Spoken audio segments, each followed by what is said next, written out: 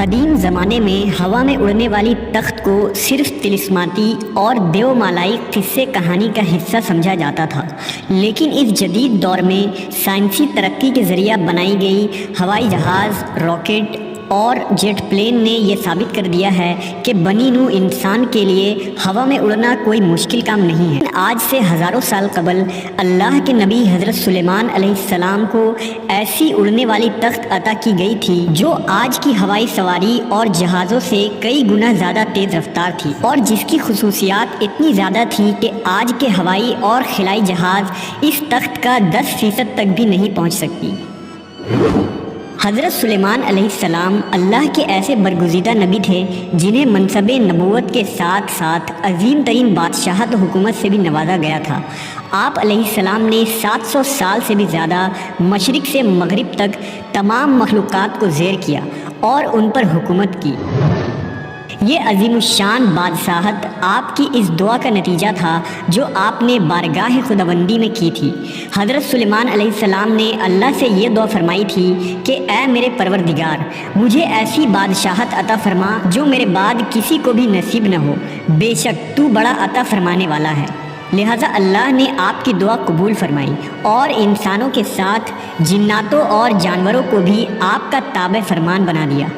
آپ کے لیے ہوا کو مسخر کر دیا گیا۔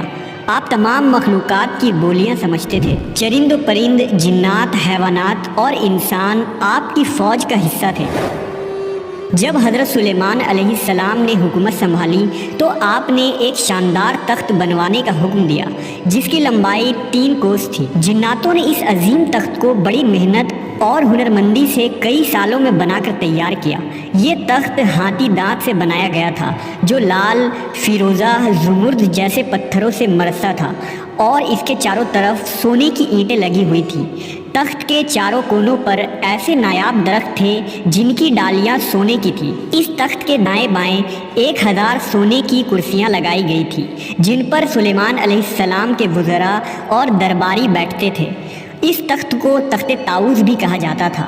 جب حضرت سلیمان علیہ السلام اس تخت پر تشریف لاتے تو تمام پرندے تخت کے اوپر معلق ہو کر آپ کے سر پر سایہ کرتے تھے۔ جب حضرت سلیمان علیہ السلام حکم دیتے تو یہ تخت ہوا میں معلق ہو جاتا اور ہزاروں کوس کا سفر چند لمحوں میں پورا کر دیتا۔ آپ اس تخت پر بیٹھ کر چند گھنٹوں میں ایک ملک سے دوسرے ملک کا سفر کیا کرتے تھے، جیسا کہ اللہ نے قرآن مجید میں فرمایا، اور ہم نے سلیمان کے لیے ہوا کو مسخر کر دیا کہ صبح کی منزل مہینے بھر کی ہوتی تھی اور شام کی منزل بھی۔ اس ہوائی سفر کے وقت پورے راستے حضرت سلیمان علیہ السلام سر جھکائے اللہ کے ذکر و شکر میں مشغول رہتے۔ اس تخت کی ایک خاصیت یہ بھی تھی کہ اس پر بیٹھنے والے لوگوں کو یہ محسوس ہی نہیں ہوتا تھا کہ تخت کس تیز رفتاری سے اڑ رہی ہے۔ اس تخت کی رفتار بے مثل تھی جو کسی بھی سواری کے مقابلے میں غیر معمولی تھی۔ اللہ نے ہوا کو حضرت سلیمان علیہ السلام کے لیے مسخر کر دیا تھا، اس لیے اس تخت کے لیے چاروں سمت سے چلنے والی ہوائیں اس سفر کو آسان کر دیتی تھی۔ حضرت سلیمان علیہ السلام ہمیشہ اللہ کی ان نعمتوں کا شکر بجا لاتے اور ہر وقت اللہ سے مناجات کرتے رہتے۔